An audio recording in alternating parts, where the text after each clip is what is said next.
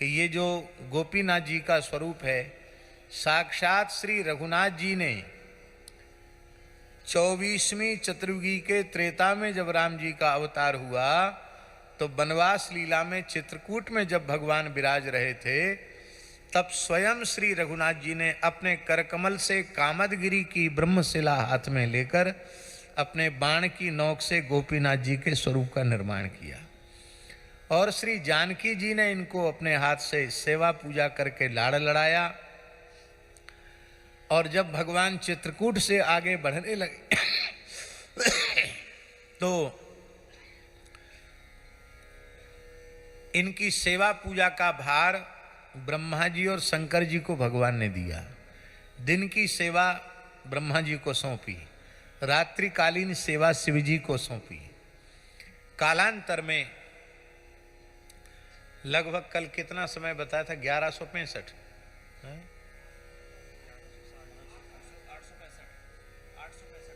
865, लगभग 865 वर्ष पूर्व जब जगन्नाथपुरी के महाराज लांगुला नरसिंह देव थे, उसमें ईस्वी 1160 में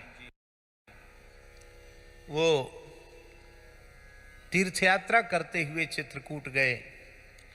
और उस समय जब कामदगिरी पर भगवान गोपीनाथ जी का दर्शन किया, तो वो इतने अधिक मुग्ध हो गए, आकृष्ट हो गए, आसक्त हो गए कि बस निश्चय किया कि इनको तो हम जगन्नाथपुरी ले जाएंगे। महारानी परम भक्ता थी, दोनों ने भगवान की उपासना की, अन्न जल त्याग दिया। उस समय ब्रह्मा जी शंकर जी ने प्रकट होकर दर्शन दिया, बोले इनकी सेवा तो भगवान ने हमको सौंपी है, आप कैसे ले जाओगे, हम भगवान से पूछते हैं। तो भगवान से पूछा तो भगवान ने कहा कि हाँ, इनको हमको दे दो। तब वे लेकर के आए, और जहाँ आजकल रेमुना है, भगवान ने कहा ये गुप्त वृंदावन है, तो वहीं भगवान ने उनको विराजमान किया। हमारे स्वामी श्री सनत सुजात जी ने तो पूरा उनका सतयुग में कौन सा तीर्थ था, त्रेता में, द्वापर में कौन सा तीर्थ है, पूरा आपने पौराणिक विवेचन करके बताया। बड़ा दिव्य तीर्थ है।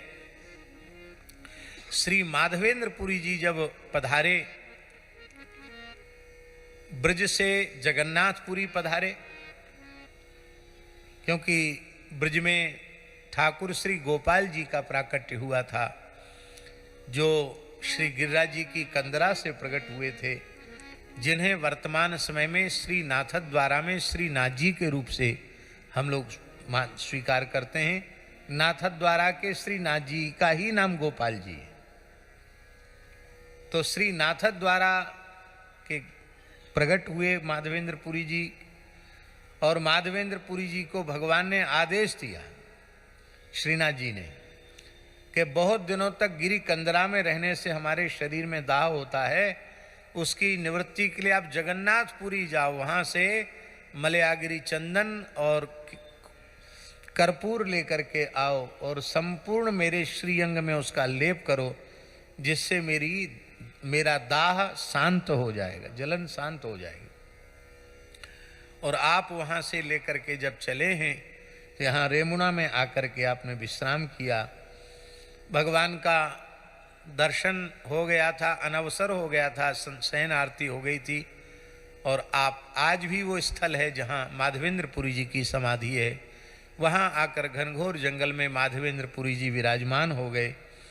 दिन में कहीं भिक्षा नहीं हुई थी, तो भगवान ने पुजारी को स्वप्नादेश दिया। महाराज जी स्वप्नादेश दिया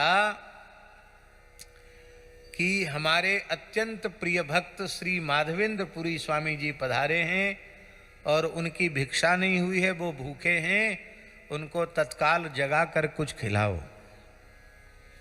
उन्होंने कहा यहाँ जंगल है, यहाँ क्या व्यवस्था है, हमारे पास कोई व्यवस्था नहीं है। तब भगवान ने कहा 4 भांड ना, कितने, एक भांड। अब तो छोटे छोटे भांड हो गए, पहले बड़े बड़े भांड थे।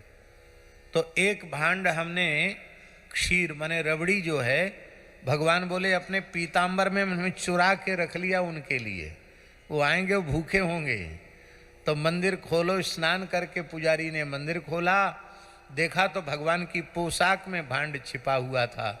उसको लेकर के गए, माधवेंद्र पुरी जी को दिया, और माधवेंद्र पुरी जी इतने भावुक हो गए कि वो रबड़ी क्षीर प्रसाद तो उन्होंने लिया ही, वो उस मिट्टी के पात्र को भी वो पा गए, मिट्टी के पात्र को फेंका नहीं, क्योंकि प्रेमास्पद प्रभु के द्वारा प्रदत्त वह दिव्य वस्तु है। हमारे यहाँ पूज्य श्री परमहंस जी महाराज हैं मलुकपीठ में गौशाला में, उनके पास भी जब क्षीरचोरा गोपीनाथ जी का कुल्हड़ जाता है तो प्रसाद लेने के बाद धीरे धीरे रोज रोज थोड़ा थोड़ा वो पाते हैं उसको, आज भी फेंकते नहीं हैं। कहते माधवेंद्र पुरी जी ने पाया था ये दिव्य प्रसाद है, जिसमें श्री गोपीनाथ जी का अधरामृत है, वो मिट्टी का पात्र भी दिव्य है।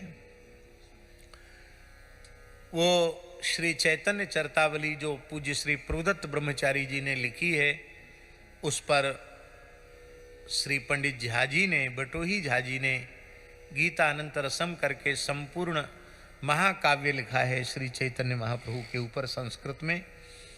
उसका जो क्षीरचोरा गोपीनाथ जी का प्रसंग जो महाप्रभु जी ने अपने वाणी से वर्णन किया है, उनके श्लोकों को आपने उस ग्रंथ से उद्धृत करके एक लघु पुस्तिका के रूप में प्रकाशन किया है। कल पूज्य श्री रमन रेती वाले महाराज जी आ जाएंगे, पहले कल ही उनको यहाँ आना था, लेकिन अब कल वो जगन्नाथ जी का दर्शन करेंगे और परसों उपस्थित होंगे इस मंच पर, और उनके कर कमल से वो गोपीनाथ जी की लघु पुस्तिका का भी विमोचन होगा। और भी रोज कुछ न कुछ पुस्तकों का, क्योंकि 11 पुस्तकें इन्होंने एक वर्ष में लगभग उड़िया में लिखी हैं, तो क्रमशः ऐसी एक एक दो पुस्तकों का, रामादर्शदास जी की पुस्तकों का भी विमोचन होता रहेगा। तो ऐसा यह दिव्य भगवान गोपीनाथ जी का स्वरूप है। हमको तो महाराज जी के साथ, गोरीलाल कुंजवाले महाराज जी के साथ 10-12 दिन तक लगातार वहाँ रहने का, रेमुना में रहने का सौभाग्य प्राप्त हुआ। बहुत अद्भुत सुख वहाँ मिला, उसका हम वर्णन नहीं कर सकते। और आज उसकी पूर्ति गिरधर गोपाल शास्त्री जी जो खूब झूम झूम करके भक्तमाल का पाठ सुना रहे हैं, तो एक प्रकार से संपूर्ण मूल भक्तमाल ग्रंथ की आवृत्ति भगवान के सामने हो रही है। इतने भक्तों का चित्र गोपीनाथ जी को सुनाया जा रहा है, ये देख करके बहुत आनंद है। आज हम श्री केशव राम जी से कह रहे थे कि ये क्षीरचोरा गोपीनाथ जी तो है ही हैं, परम श्रद्धेय स्वामी श्री राम सुखदास जी के लिए चाबी चोर भी हो गए।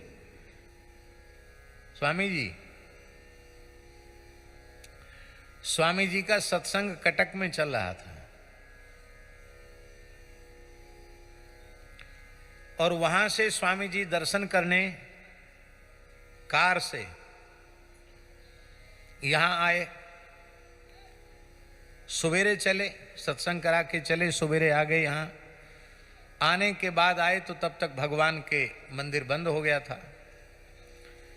अब शाम को खुलता मंदिर 4 बजे, और उधर स्वामी जी के सत्संग का शाम का समय बड़ी विचित्र हो गए, और गाड़ी की चाबी खो गई। आज भी वहाँ, अब तो वहाँ जाने के लिए बहुत सुविधाएं, पहले तो यातायात भी नहीं था, एक ही गाड़ी थी, और गाड़ी की चाबी गुम हो गई। बहुत खोजा चाबी को, लेकिन चाबी मिली नहीं। माधवेंद्र पुरी जी की समाधि पर स्वामी जी बैठे रहे, बोले भाई अब पैदल चल के तो वहाँ तक पहुँचा नहीं जा सकता, जैसी भगवत इच्छा। और होते होते भगवान गोपीनाथ जी का दर्शन खुल गया, उत्थापन का दर्शन खुल गया। तो मन में हुआ चलें दर्शन कर लें। गोपीनाथ जी का पूज्य स्वामी राम सुखदास जी दर्शन करके जैसे ही लौटे, और गाड़ी तो बंद है, गाड़ी की चाबी खो गई।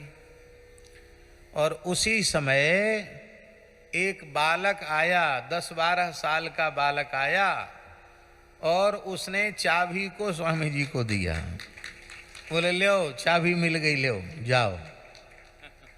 तो स्वामी जी का भाव हुआ कि ये बिना दर्शन, और ये बात पक्की है, यदि चाबी नहीं खोती तो स्वामी जी बिना दर्शन के ही चले जाते। तो ठाकुर जी ने कहा इतने बड़े संत बिना दर्शन के चले जाएं ये ठीक नहीं। तो ठाकुर जी ने माधवेंद्रपुरी जी के लिए तो खीर चुराई और पूज्य स्वामी रामसुखदास जी के लिए भगवान ने चाबी चुरा ली। तो स्वामी जी कहते थे कि खीर चोरा तो है ही, हमारे लिए चाबी चोरा भी है। बोलो चाबी चोर भगवान की। और चित चोर तो हैं ही, सबके चित्त वित्त की चोरी करने वाले हैं। ऐसे भगवान श्री गोपीनाथ जी के चरणों में हम बारंबार प्रणाम निवेदित करते हैं।